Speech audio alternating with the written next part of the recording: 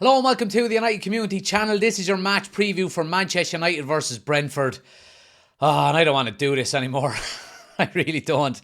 But look, we've got plenty to talk about, plenty to get into. Please smash a like on the video, hit subscribe, and get your comments in below. Let's get right into it.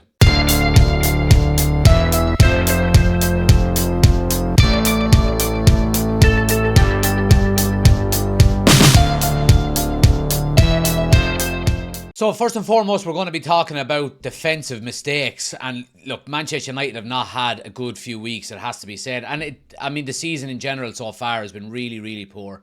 Even the games that we have won, we haven't been overly convincing in our performances.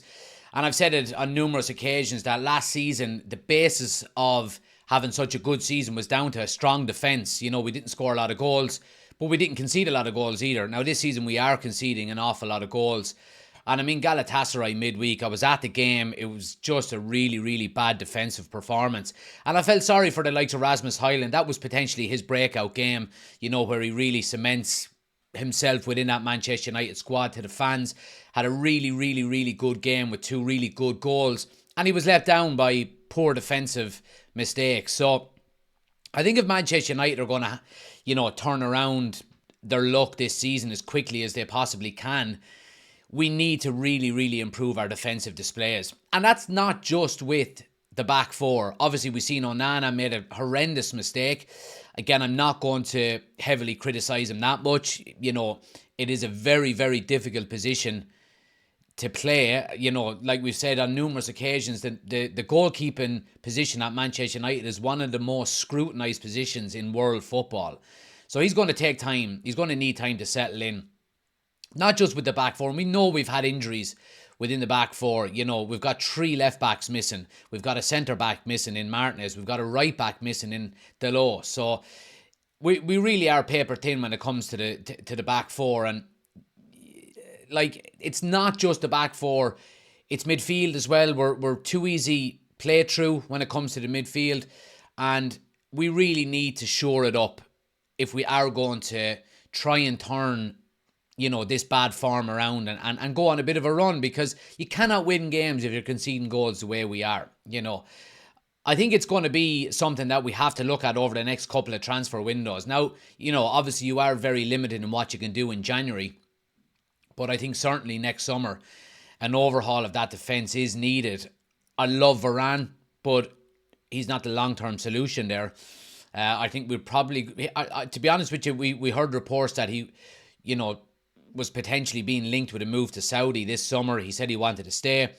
I wouldn't be overly against Varane leaving next summer. And that's not because I dislike him or anything, but I think he's probably coming, you know, he's on the back 9 of his career, you would have to say. So you would be looking to maybe invest at centre back, get a couple of players in there. I think we need to invest at right full as well. I think left full is probably okay with the likes of Luke Shaw and Malacia there.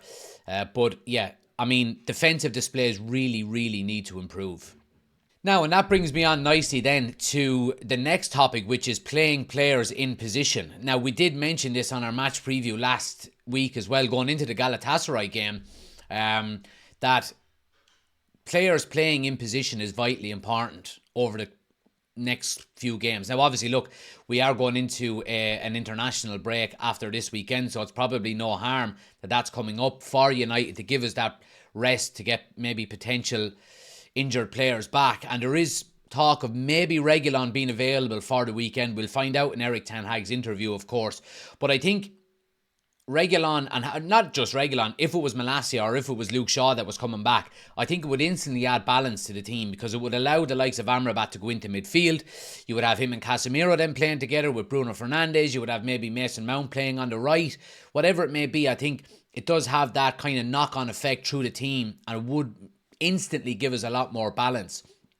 Now, look, I mean, I thought Mason Mount played really well midweek. I think him and Rasmus Højlund were the only really 2 players that you could say that would get a pass and say played well.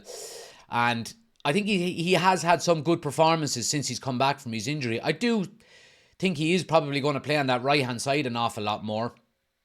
And I think, you know, we seen what happened when Marcus Rashford went down that right-hand side and he actually got the ball into the box. Who was there? Rasmus Højlund. You know, he will get into good areas.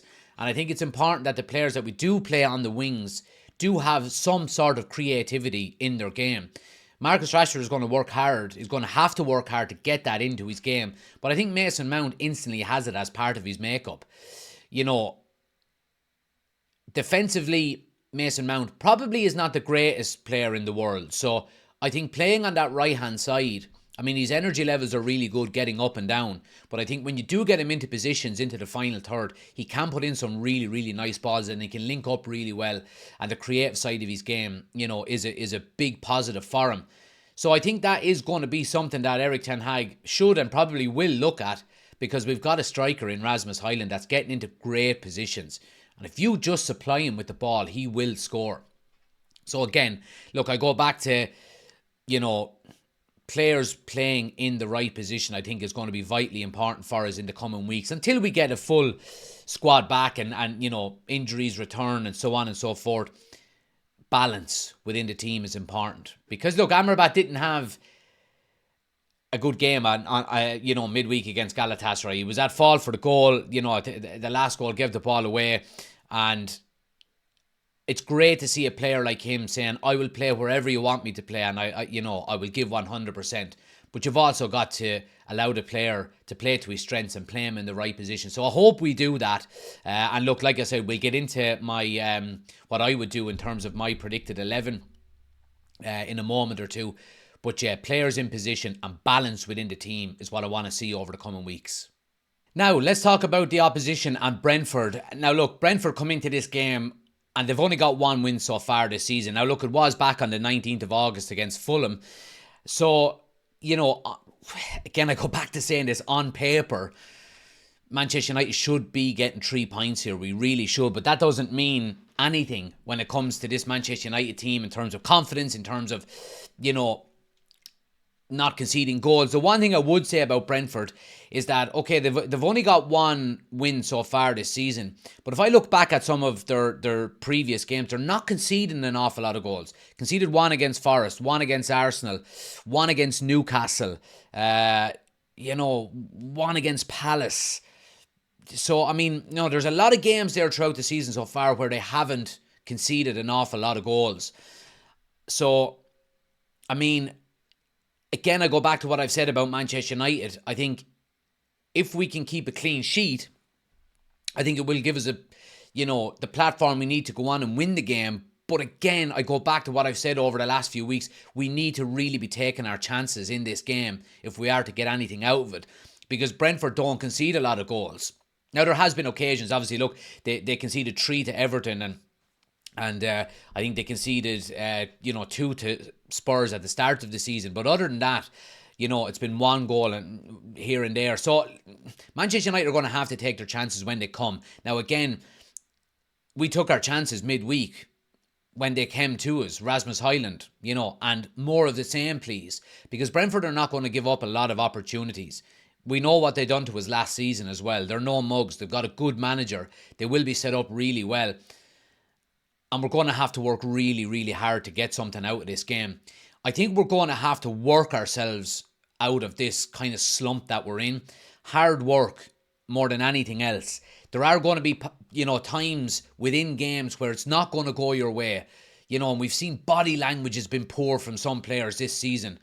You know, work hard, keep your chin up and, you know, play your way out of maybe some poor form, whether it be throughout the season or whether it be game by game. And but chances are what we need to take now when it comes into this game. Because Brentford, you know, I think they've scored a goal in basically every game they've played so far, bar Newcastle. So again, clean sheets or defensive displays, regardless of clean sheets, defensive displays are what's going to be vitally important when it comes to getting results against the likes of Brentford. So that's what I want to see. Good, solid defensive display and take our chances when they come. Now, let's get into the starting 11. And again, look, the starting 11 that we do here is what I would like to see, not specifically what maybe Erik ten Hag will do. But again, look, there's not an awful lot of change from the starting 11 that I wanted to see midweek in our preview against Galatasaray. But I'll put it up on the screen here and we'll go through it. So, look, at the back, there's been talks of Andre Onana maybe coming out and being there to come in.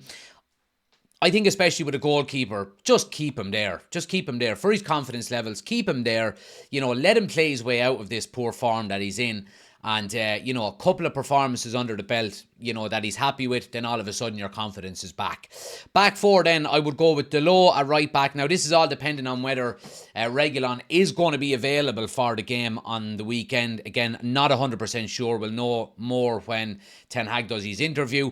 So, Delo, Reguilón as fullbacks, then of course Lindelof and Varane. Obviously, we're missing the likes of Martinez there, so obviously Lindelof comes in there.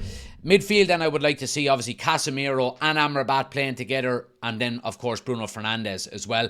Again, look, there's people been talking about Bruno Fernandes and the fact that he hasn't been playing well and he should maybe be taken out of the team. I think he's the captain. He's our most creative player, so I think he stays in my opinion. And a forward line then, I'm going with Mason Mount on the right-hand side. I'm going with Rasmus Højlund through the middle. And then I'm going to go with Garnacho on the left. This is what I would like to see. I think it's probably time for Rashford just to take a seat for a game or two. Get his head right. Realise that he cannot just pick up a starting 11 jersey every week, And again, it doesn't have to be Erik Ten Hag going after him or anything like that. It doesn't have to be blown out of proportion, but I think it's probably, the right thing to do for Rashford. Just say, okay, look, you're not playing well at the moment. Take a seat, take some of the pressure off you, and we'll give Garnacho a run. So that's the starting 11 that I would like to see. And again, look, I think this starting 11 is absolutely good enough to get a job again, or to get 3 points against Brentford on the weekend. But it all comes down to the performances we put in. I go back to what I said. Defensively, we have to be strong and we've got to take our chances when they come. But let me know your starting 11 in the comment section below, guys. Let me know what you would do. Do you agree with this starting 11 or what would you change from it? Let me know in the comment section below. Now, if we're talking about a score prediction, I mean, this is a difficult one because it could literally be anything, in fairness. Again, it depends on how we play defensively. Do we concede many chances? Do we take our chances when they come? I mean, again, you could... last season, we would be saying, all right, it's Old Trafford. Manchester United are at home. We're basically unbeatable at home. But that hasn't been the case this season. I'm always going to be confident for United going into games, especially against the likes of Brentford, who have only won one game this season. But I'm not overly confident of a standout performance. I hope we get it, but I don't think we probably are going to get one. I think we're low on confidence at the moment, especially defensively. For that reason, I'm going to go with a 2-1 win to Manchester United. I can see us conceding, but again, I would hope that the likes of Rasmus Højlund continues his good run of form. I would like to see someone else maybe chip in with a goal, whether it be, maybe Bruno Fernandes or Garnacho if he starts. Or look, again, we skipped over Anthony as well. He could potentially come back into that starting lineup as well. And I'm sure he'll be wanting to, make a name for himself again and get back into the starting 11. But yeah, 2-1 is going to be my score prediction, guys. Let me know yours in the comment section below. Again, like I said, we won't be doing a watch along this weekend. I've got my brother-in-law's wedding, so unfortunately we'll be missing out. But look, I'll be doing the match reaction videos and stuff like that on TikTok, so make sure you're keeping an eye out for that as well. Please do smash a like on the video. Hit subscribe if you're new and hit share and all that good stuff as well. Thanks for watching. Hope you enjoyed it and I'll see you on the next one.